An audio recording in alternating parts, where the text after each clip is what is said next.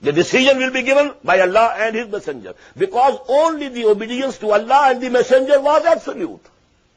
What does it mean? Now it has to be decided by the judiciary which opinion is more correct, more near the spirit of the book of Allah and the sunnah of the Prophet sallallahu alaihi wasallam. فَرُدُّوهُ إِلَى اللَّهِ وَالرَّسُولِ إِن كُنتُمْ تُؤْمِنُونَ بِاللَّهِ وَالْيَوْمِ الْآخِرِ. If you really believe in Allah, and if you really believe in the last day, ذَلِكَ خَيْرٌ وَأَحْسَنُ تَأْوِيلًا. This is the best way to conduct your affairs of the community and state, and this is going to produce the best results. In the end, you will find this is the best way. Now, because in the early days of Caliphate, this judiciary was not present over there as a different and independent institution. Let me tell you, first of all, during the days of the Prophet ﷺ, he was the Caliph. He was heading all the, not only 3 institutions, but all the 4 institutions of the state. He was the head of the state, he was the Caliph. If Hazrat Dawood was Caliph, was not Muhammad sallallahu alaihi wasallam the Caliph of Allah? He was the Caliph, because the commands of Allah were coming to him. Then he was the legislator. That is why we call him Shari alayhi salam. He had to interpret the wahi which is coming to him from Allah, and he had to make new, fresh judgments. Then he was the Chief Justice also. All the matters and disputes had to be settled by him. And he was the Commander-in-Chief also. All the 4, positions were held by whom? By Muhammad sallallahu alaihi wasallam. But gradually, these institutions, they got separated from each other. In the days of Hazrat Ali, we know that judiciary became independent, because Hazrat Ali radiallahu ta'ala anhu filed a suit in the court of Qadi Shuraih. And his case was dismissed, because he could not produce any witnesses to his claim except the son and the slave. And Qadi Shuraih said, no, although we can't say that you are telling a lie, but it's a law. All Muslims are equal in the eyes of law. Here you are not as the caliph of the state. Here you are appearing as a Muslim, a citizen. Judiciary is higher up. And here whosoever is judging, إِذَا حَكَمْتُمْ بَيْنَ النَّاسِ أَن تَحْكُمُوا بِالْعَدْلِ.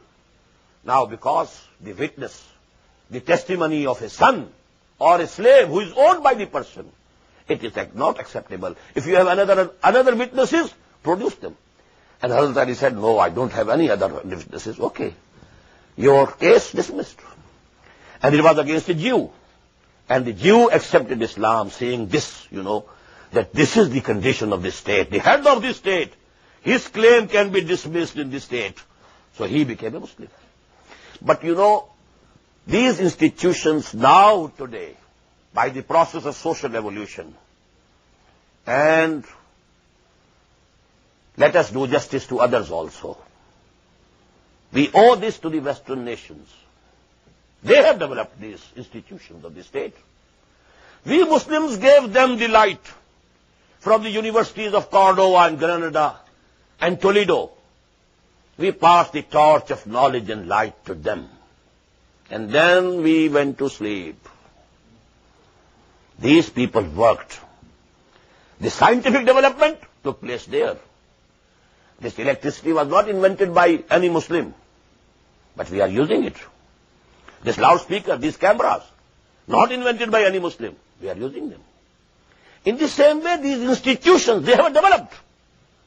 In principle, essentially all these things were given by the Muslims. These all things were given by Muhammad sallallahu alaihi wasallam to humanity at large. As Allama Iqbal says, Har kuja bini jahane rangobu, aanke az khakash beroye darzu, ya ze noore Mustafa ura bahast, ya hunuz andar talashe Mustafast.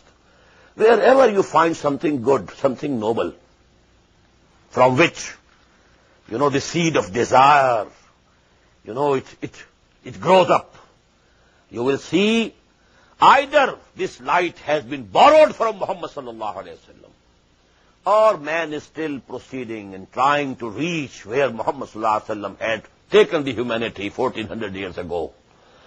Har koja bini jahane rangobu, aanke az khakash baroyad arzu, ya ze noore Mustafa ura bahas, ya hunuz andar talashe Mustafas. So this judiciary now you know, there's the Congress. Legislation vested with them. Here's the executive. The president is the executive head. The executive machinery is under him. And here's the judiciary. And here's the constitution. If the executive head or the executive machinery is doing something wrong, you go and knock the door of the judiciary, the superior courts. So this is the system that has evolved in the West. And let me say here, at the highest level of evolution today stands the American constitutional system. The British parliamentary system lags much behind. There's duplicity. Head of the state is someone else. Head of the government is someone else. How can the powers be balanced between the two? Head of the state there, the king or the queen, is just nominal, symbolic, nothing to do with the affairs of the state. All the authority is in the hands of the prime minister. But if we imitate their, and we are imitating their example, what happens? In Pakistan, either the head of the state is rendered to the position of Chaudhry Fazl Elahi, and then people have to demand he must be released from his presidential palace. So he is in prison over there. Or, you know, the president becomes Ziaul Haq, or who was this fellow, Ishaq Khan. He can dismiss the prime minister, elected prime minister, and just send him home. There can be no balance. And this is shirk. The authority at the head, at the top, should be held by one person. The same person, head of the state and head of the government. This is Tawheed. And actually they have gone there. Only if they add, I have been saying it in my long lectures regarding the political system of Islam, if to this Constitution of the United States you add only three things, it becomes caliphate, Islamic caliphate. You had the objective resolution as we have in Pakistan, but there it is only theoretical, not practical. The sovereignty belongs to Allah. This should be the clause 1.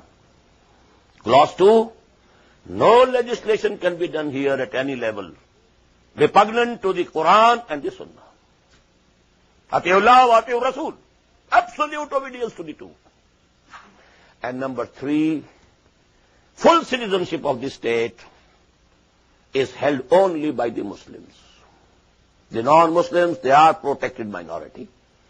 Their lives, their honor, their belongings, they will be protected. They will have free hand in their personal law, in marriages, etc., etc., inheritance. They will be free to practice any religion they would like. But they will not be associated in the process of legislation.